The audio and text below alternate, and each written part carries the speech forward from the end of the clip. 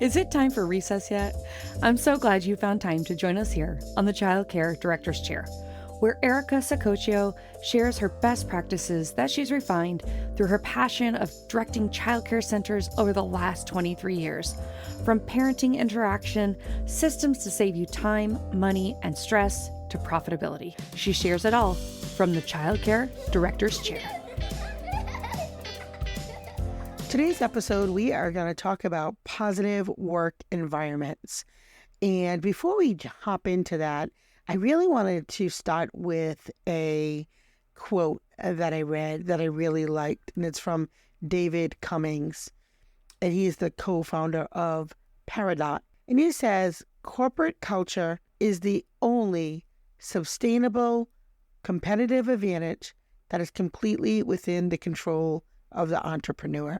And I really like this because, we get stressed out about things that are beyond our control.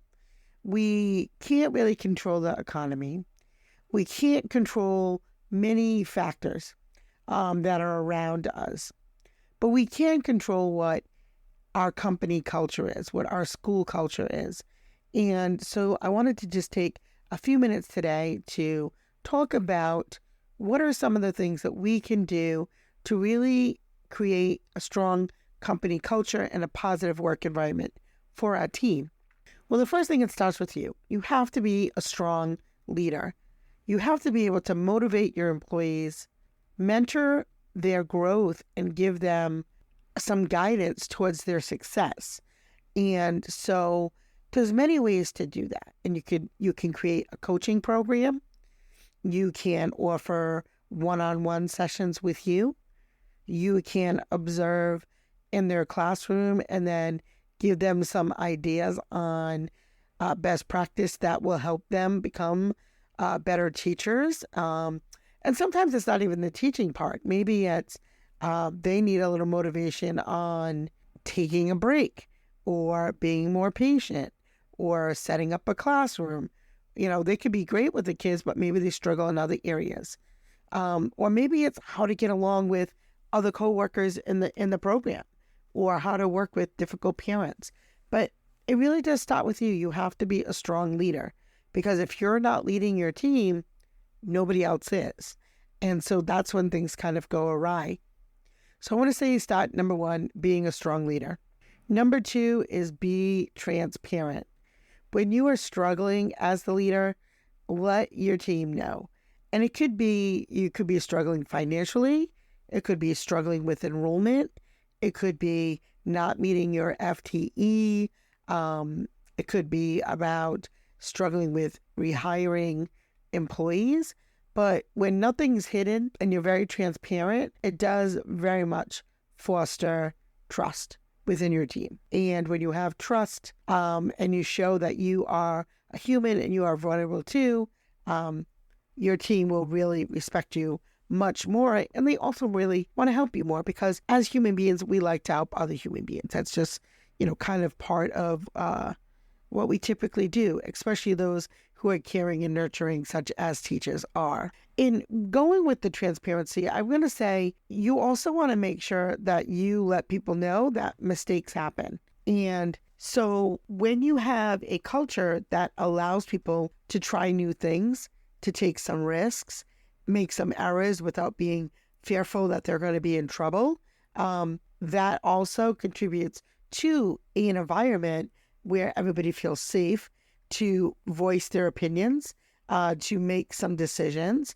And when you allow your team and empower them to do that, it also helps alleviate some of your decision making that you might have to do as the administrator of your program. And I think that if you look at especially innovative programs, those that deal with technology or, a brand new field or brand new theory around, education or, creating a new product, any of those times where there's innovation or you're trying something new, we're going to fail.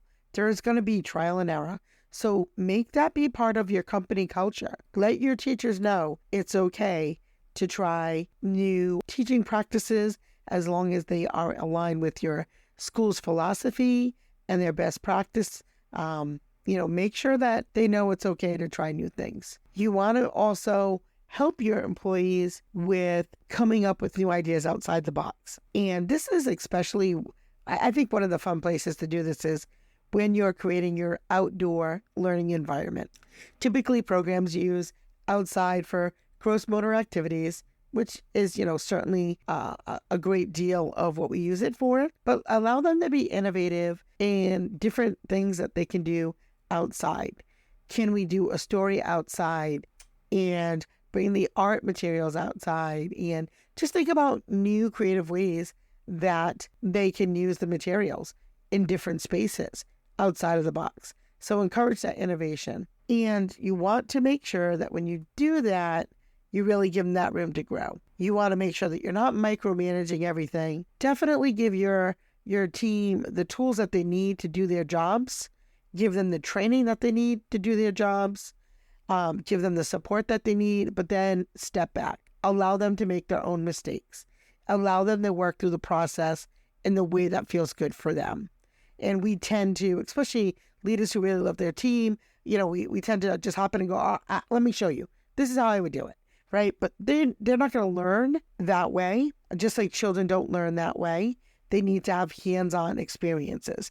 And remember, everybody learns differently at a different pace. So make sure that you are giving your team that learning curve grace as well. I would say collaboration is probably one of the best tools and the best methods to really grow a positive work environment. When you have collaboration, it builds relationships. It helps with, giving the teachers that valuable input that they desire. It also encourages that connection between coworkers. And they're not always going to agree, and that's okay. Usually, especially if you have many employees, like my program's like a mid-size program, so we have about 42 employees, between 38 and 42, depending on the season.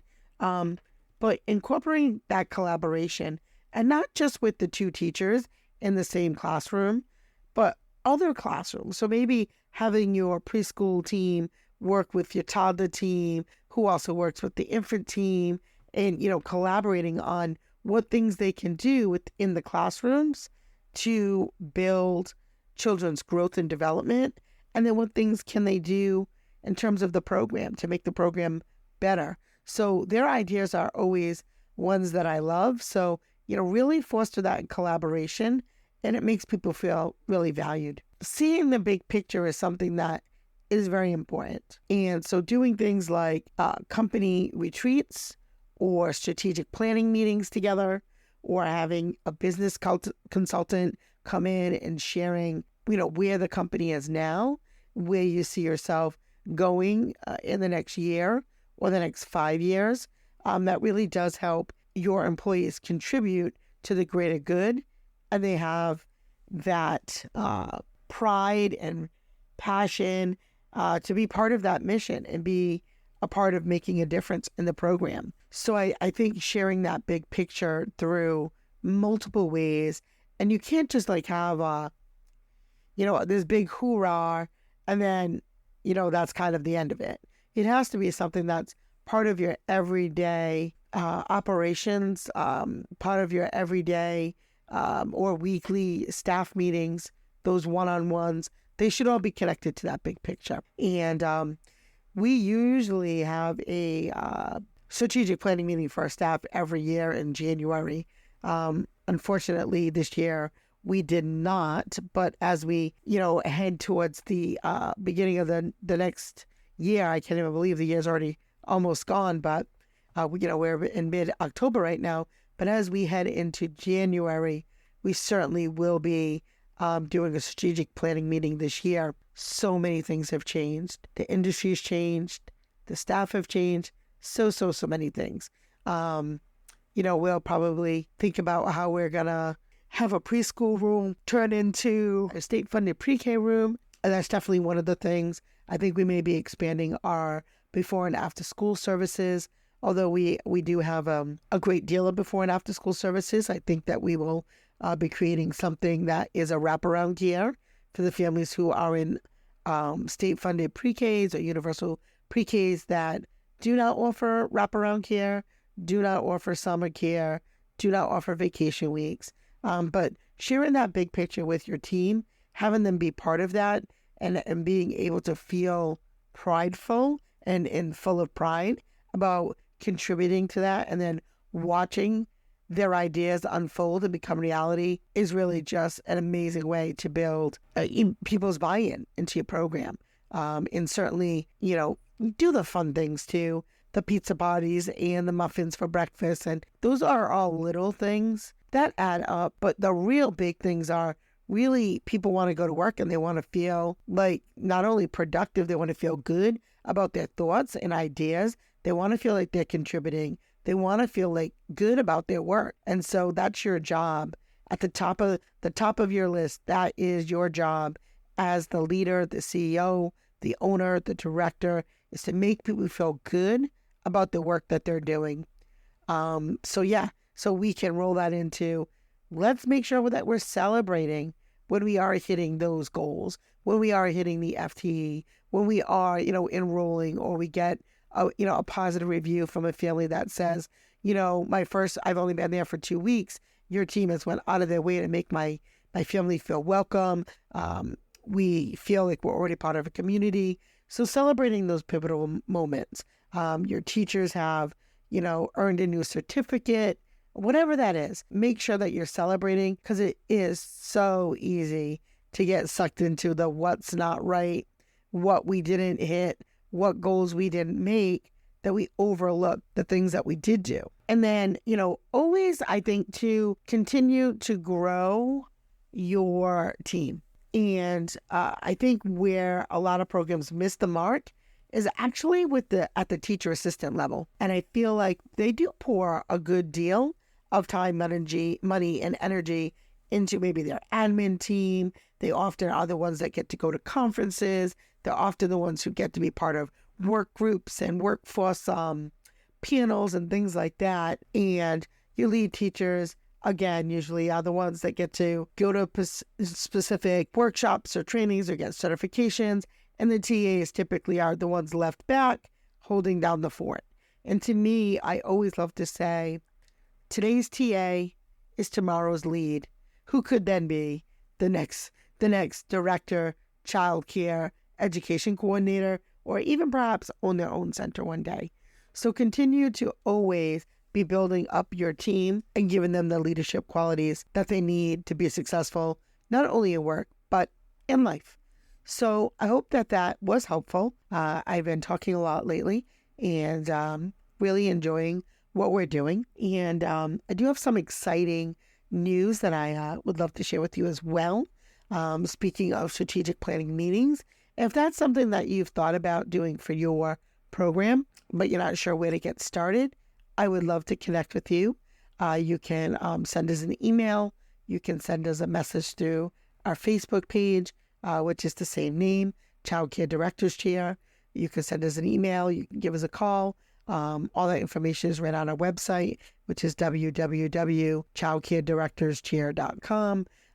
But I would love to come out and help you with your company culture or your strategic planning meeting and put together, what your vision looks like and your goals look like that are specific, that they're measurable, that they're obtainable, put all of that together with you and your team. So if you would love for me to come out to your program, I would also love to come out to your program. So let's connect. Thank you for tuning in to the Child Care Director's Chair.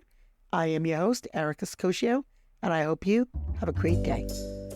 Well, all the cute little kiddos have been picked up and it's time to go home. And that'll do it for another episode of the Child Care Director's Chair. Please leave a review so Erica knows the information is helping you to manage and improve your childcare centers.